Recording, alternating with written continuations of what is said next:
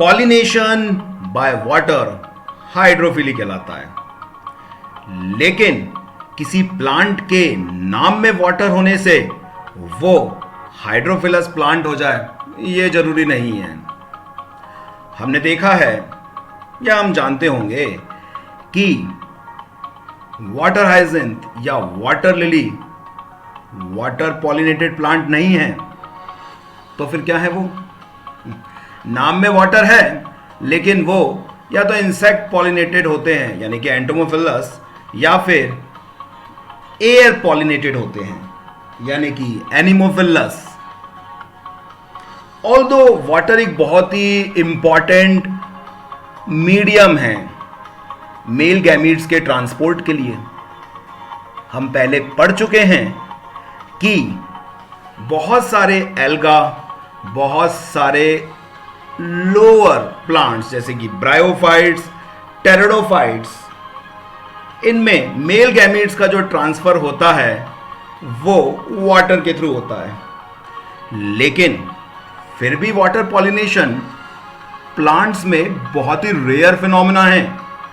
केवल 30 genre plant के ऐसे हैं, एंजियोस्पर्मिक प्लांट में केवल 30 जेनरा ऐसे हैं जिनमें वाटर पॉलिनेशन होता है, और उनमें भी ज्यादातर मोनोकॉटिलेडन्स हैं। तो चलो हम देखते हैं वाटर पॉलिनेशन कहां कहां होता है, और यह भी देखते हैं कि वाटर पॉलिनेशन यानी कि हाइड्रोफिली कितने टाइप्स के होते हैं। तो लेट्स गेट स्टार्ट।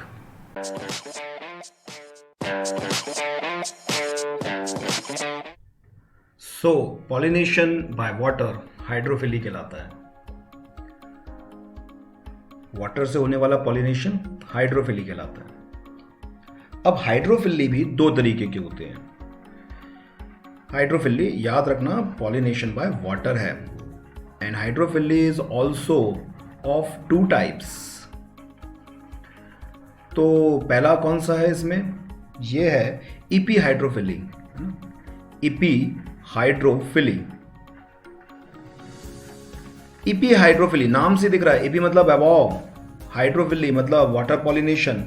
तो अगर pollination over the surface of water हो रहा है, पानी के ऊपर हो रहा है, pollination takes place over the surface of water, over the surface of water, तो उसको हम लोग इपी हाइड्रोफिली कहते हैं। और इसके एग्जाम्पल में हम देख सकते हैं वेलिस्नेरिया, वेलिस्नेरिया और साथ में हाइड्रेला। तो याद रखें इपी हाइड्रोफिली के एग्जाम्पल वेलिस्नेरिया एंड हाइड्रेला। और अगर हम बात करें दूसरा कौन सा टाइप है, तो वो है हाइपोहाइड्रोफिली। हाइपोहाइड्रोफिली, और हाइपोहाइड्रोफिली में क्या आता है? Pollination takes place inside water. Hypo मतलब नीचे है ना, pollination takes place below surface of water, that's the correct word, below surface of water. और इसके एग्जाम्पल में क्या आता है? इसके एग्जाम्पल में आता है जॉस्टेरा। जूस तेरा याद मत कर लेना कि जूस तेरा तो पानी के नीचे निकलेगा, जूस तेरा। और साथ में आता है केराटोफाइलम, सिरेटोफाइलम भी बोल सकते हैं, कुछ भी बोल दो। याद रखना तो 2 प्रकार के हाइड्रोफिली, एक इपी हाइड्रोफिली और एक हाइपोहाइड्रोफिली। तो let's start with EP hydrophily. तो पहले हम बात करते हैं इपी हाइड्रोफिली जो वेलिस्नेरिया में होता है। तो वेलिस्नेरिया है क्या? वेलिस्नेरिया एक सबमर्ज्ड फ्रेश वाटर एंजियोस्पर्म है, पानी के अंदर रहता है। वेलिस्नेरिया डायोसियस है मेनली, है ना। इसमें मेल और फीमेल फ्लावर होते हैं सेपरेट प्लांट्स पर, तो ये डायोसियस कंडीशन में मिलता है, ठीक है, क्योंकि मेल और फीमेल फ्लावर दोनों सेपरेट प्लांट पे होते हैं, तो इसलिए हम बोलेंगे कि ये डायोसियस कंडीशन में होता है। अब इसमें यहाँ पे अगर हम ध्यान से देखें तो जो मेल फ्लावर है वो देखिए पानी के अंदर है, ठीक है, और जो फीमेल फ्लावर है देखिए इस तरीके से एक लॉन्ग स्टॉक बना रहा है, और ये इसका जो स्टिग्मा वाला पार्ट है, ये जो स्टिग्मा, ये जो है ये पानी के बाहर आ गया है, ठीक है। तो ये पानी के अंदर है प्लांट पानी के अंदर है, लेकिन ये वाला फ्लावर अभी भी पानी के अंदर है, जिसे हम बोलेंगे मेल फ्लावर या स्टेमिनेट फ्लावर, और फीमेल यानी कि जो पिस्टिलेट फ्लावर है वो पानी के ऊपर आ गया क्योंकि इसका लॉन्ग स्टॉक है। ठीक, वैसे ये इस कंडीशन में नहीं आता है, ये एक्चुअली फर्टिलाइजेशन की बात की स्टेज दिखाई गई है। अब जो मैच्योर मेल फ्लावर है एट अ पर्टिकुलर टाइम वो स्पेडिक्स से डिटैच होता है और यहाँ पहुँच जाता है। देखो इस तरीके से यहाँ से डिटैच होगा और इस तरीके से मेल फ्लावर यहाँ पहुँच गया, तो ये मेल फ्लावर ऊपर आ गया है। ठीक है, तो ये मेल फ्लावर इस तरह से ऊपर आ जाता है। फीमेल फ्लावर तो पानी के ऊपर तैर ही रहा होता है। ठीक है, तो वाटर करंट के साथ तैरते तैरते जब ये मेल फ्लावर फीमेल फ्लावर के पास पहुँचता है, यानी कि जब एंथर इस ट्राइफिड स्टिग्मा के पास पहुँचता है। ट्राइफिड क्यों बोल रहे हैं हम लोग? देखो ये स्टिग्मा जो है इस तरीके से होता है। ठीक है, तो ये ट्राइफिड होता है, मतलब ये एक्चुअली इस तरीके से बोर्ड शेप्ड रहेगा ये फ्लावर, और उसके ऐसे तीन जो हैं, तीन पार्ट्स में ऐसे स्टिग्मा निकले होंगे, इस तरीके से यहाँ पर होगा, ये तीन पार्ट्स में ऐसे स्टिग्मा निकले होंगे, तो इसलिए इसको ट्राइफिड स्टिग्मा हम लोग बोलते हैं, ट्राइफिड स्टिग्मा। तो जो ये ट्राइफिड स्टिग्मा है, इसके कांटेक्ट में जब एंथर आता है तो बर्स्ट हो जाता है एंथर, और उससे पॉलन ग्रेन रिलीज हो जाते हैं और फर्टिलाइजेशन फीमेल फ्लावर में हो जाता है। अब फर्टिलाइजेशन के बाद क्या होता है, जो ये फीमेल फ्लावर है, देखो यहाँ पे फर्टिलाइजेशन होगा, इस तरह से ये एंथर आएगा, ये फीमेल फ्लावर शो किया गया है, ये डायग्राम देखो, फीमेल फ्लावर मेल फ्लावर। तो जो ये एंथर आएगा यहाँ पर, तो पॉलन ग्रेन रिलीज होंगे इसमें और इसके अंदर फर्टिलाइजेशन हो जाएगा।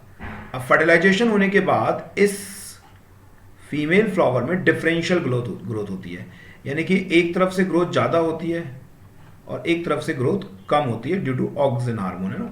तो हम लोगों ने पहले भी पढ़ा है, टेंड्रिल्स में जिस तरह से डिफरेंशियल ग्रोथ होती है वैसी डिफरेंशियल ग्रोथ यहाँ पर भी होती है। अब इसकी वजह से क्या होता है, ये जो फीमेल फ्लावर है वो कॉइल्ड हो जाता है, कॉइलिंग हो जाती है इसकी, इस तरीके से कॉइलिंग हो जाती है, और कॉइलिंग होने के बाद ये फीमेल फ्लावर पानी के अंदर ही आ जाता है और फिर अंदर आके सीड फॉर्मेशन होता है।